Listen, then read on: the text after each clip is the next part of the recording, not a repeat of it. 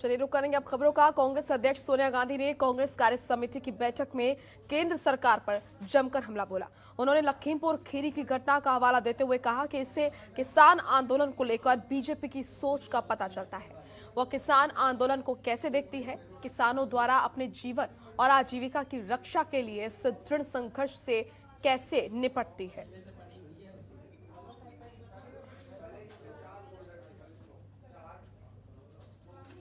तो कांग्रेस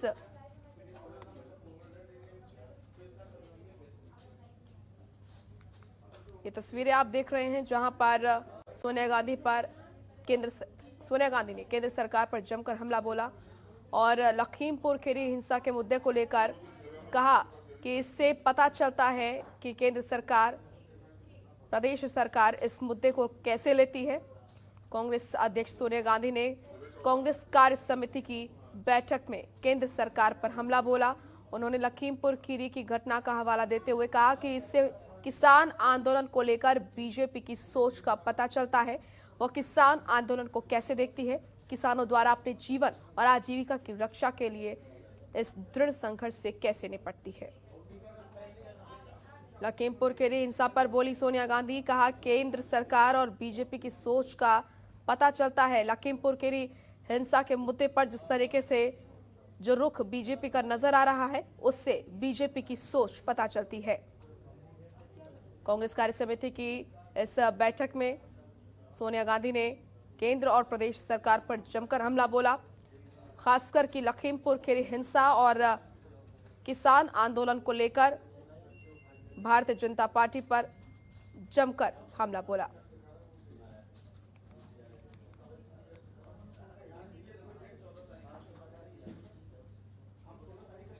तो कांग्रेस की कार्य समिति की ये बैठक हुई जिसमें सोनिया गांधी ने केंद्र सरकार पर जमकर हमला बोला। उन्होंने लखीमपुर खीरी हिंसा की घटना का हवाला देते हुए कहा कि इससे किसान आंदोलन को लेकर बीजेपी की सोच का पता चलता है। ममता चतुर्वेदी हमारी सहयोगी लाइव जुड़ चुके हैं ज्यादा जानकारी के साथ। ममता, कांग्रेस कार्य समिति की ये महत्वपूर्ण बैठक हुई। इस बैठक में सोनिया गांधी ने केंद्र सरकार और प्रदेश सरकार पर जमकर हमला बोला। लखीमपुर खीरी हिंसा को लगातार विपक्ष भुना रहा है।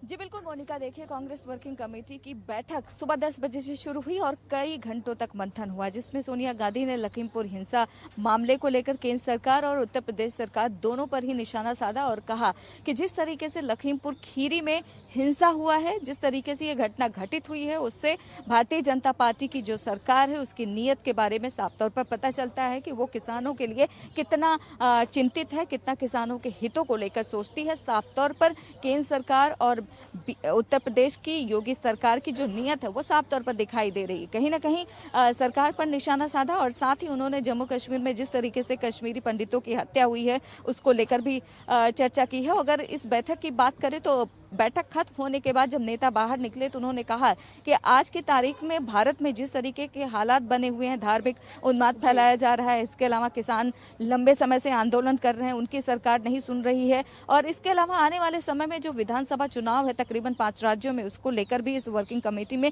चर्चा किया गया है। और लेकिन इस वर्किंग कमेटी की अगर खास तौर पर बात करें तो कहीं ना कहीं निशाने पर केंद्र सरकार रहा। जिस तरीके से कांग्रेस पार्टी लंबे समय से ये मांग कर रही है कि भारतीय जनता पार्टी की जो सरकार सत्ता में है वो किसानों की बातों को सुने, ताकि उनकी जो समस्याएं हैं, लंबे समय से वो आंदोलन कर रहे हैं, वो खत्म हो, लेकिन सरकार सुनने को तैयार नहीं है। इन्हीं तमाम चीजों को लेकर कांग्रेस पार्टी की राष्ट्रीय अध्यक्ष सोनिया गांधी ने भी केंद्र सरकार पर जमकर हमला बोला और साथ ही संगठनात्मक चुनाव कब से शुरू होंगे कांग्रेस पार्टी की, इसको लेकर भी इस बैठक में चर्चा हुई है। आने वाले समय में कांग्रेस पार्टी की चुनावी रणनीति किस तरह से होने वाली है उसको लेकर चर्चा हुआ और 3 राज्यों में खासतौर पे पंजाब, राजस्थान और छत्तीसगढ़ में जिस तरीके से कांग्रेस पार्टी के अंदर ही अंदरूनी कलह मचा हुआ है उसको लेकर भी चर्चा हुआ और सबसे ज्यादा महत्वपूर्ण जिसको लेकर कांग्रेस पार्टी के तमाम नेता लंबे समय से इंतजार कर रहे थे कि आखिरकार कांग्रेस पार्टी का नया अध्यक्ष कौन होगा, तो अशोक गहलोत ने इस बैठक में राहुल गांधी के नाम का प्रस्ताव भी पेश किया, जिसको लेकर ऐसा कहा जा रहा है कि तमाम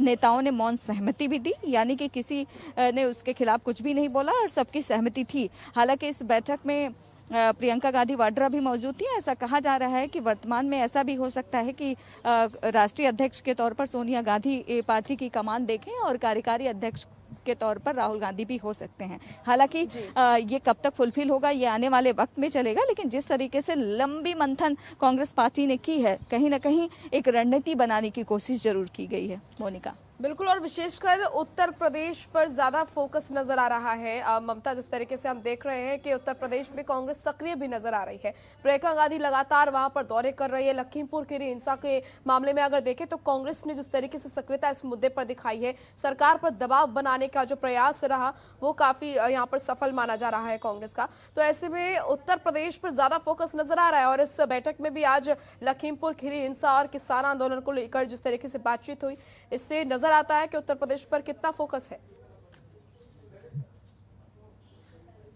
जाहिर सी बात है मोनिका, होना उत्तर प्रदेश पर फोकस लाजमी भी है, क्योंकि ऐसा कहा जाता है कि सेंटर का रास्ता यूपी से होकर जाता है, यानी कि जो भी पार्टी की सरकार जो है उत्तर प्रदेश में सत्ता में रहती है उसकी ही सरकार केंद्र में भी बनती है। तो ऐसे में तमाम जो पार्टियां हैं उनकी ये कोशिश जरूर रहेगी कि उत्तर प्रदेश में सरकार बने। रही बात कांग्रेस पार्टी की, तो कांग्रेस पार्टी की तरफ से राष्ट्रीय महासचिव है प्रियंका गांधी वाड्रा, जो लगातार उत्तर प्रदेश में सक्रिय हैं। आने वाले समय में विधानसभा चुनाव है, ऐसे में यूपी की अगर बात करें तो कांग्रेस पार्टी ये कोशिश कर रही है कि जो उनका पुराना वोट बैंक है, जो दूसरी पार्टियों का रुख कर चुका है, उन तमाम लोगों की घर वापसी हो सके, पुराना वोट बैंक वापस आ सके। इसको लेकर लगातार प्रियंका गांधी मेहनत कर रही हैं। और जिस तरीके से लखीमपुर खीरी का जो मामला सामने आया उसमें कांग्रेस पार्टी बहुत ज्यादा सक्रिय नजर आई। प्रियंका गांधी पीड़ितों से मिलने पहुंची, राहुल गांधी जाते हैं और कांग्रेस लगातार उत्तर प्रदेश में एक्टिव है। हाथरस का जो मामला आया उसमें भी प्रियंका गांधी ने बढ़ चढ़कर हिस्सा लिया, पीड़ितों से मुलाकात करने की कोशिश की। तो कहीं ना कहीं कांग्रेस पार्टी पूरे तरीके से ये कोशिश कर रही है कि जो उनका वोट बैंक उत्तर प्रदेश में वो वापस आ सके। इसके अलावा कांग्रेस पार्टी को सबसे ज्यादा उम्मीद अगर आज की तारीख की हम बात करें तो है उत्तराखंड से। कांग्रेस को ऐसा लगता है कि मुमकिन है कि उत्तराखंड में मेहनत करने से वहां पर कांग्रेस की वापसी हो सकती है, क्योंकि अगर उत्तराखंड के इतिहास की बात करें तो आमतौर पर देखा गया है एक बार वहां पर बीजेपी का शासन होता है और दूसरी बार कांग्रेस का, सत्ता परिवर्तन जरूर होता है। तो ऐसे में कांग्रेस पार्टी को सबसे ज्यादा उम्मीद कहीं पर सत्ता में वापस आने का है तो वो उत्तराखंड है। ऐसे में 5 राज्यों में विधानसभा चुनाव होने वाला है, तो ऐसे में कांग्रेस पार्टी की तरफ से ये पूरी कोशिश है कि तमाम राज्यों में पूरी कोशिश किया जाए, भले वो सत्ता में ना भी आए लेकिन कुछ परसेंटेज वोट बैंक का जरूर बढ़े, कि जिसकी कांग्रेस पार्टी को बहुत ज्यादा जरूरत है। इसके अलावा इस बैठक में राहुल गांधी अध्यक्ष होंगे नहीं होंगे, इसको लेकर भी एक प्रस्ताव पेश किया गया है। अब देखना होगा कि इसको लेकर आगे क्या कुछ रणनीति कांग्रेस पार्टी की होती है। जहां तक संगठनात्मक चुनाव का सवाल है तो वो 1 नवंबर से शुरू हो जाएगा। चलिए, शुक्रिया आपका ममता, तमाम महत्वपूर्ण जानकारी देने के लिए। खबरों के निष्पक्ष विश्लेषण के लिए सब्सक्राइब करें Jantantra TV and press the bell icon. Never miss any update.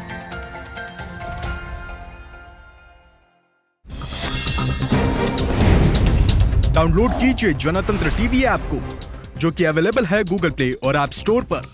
अधिक जानकारी के लिए अभी डाउनलोड करें।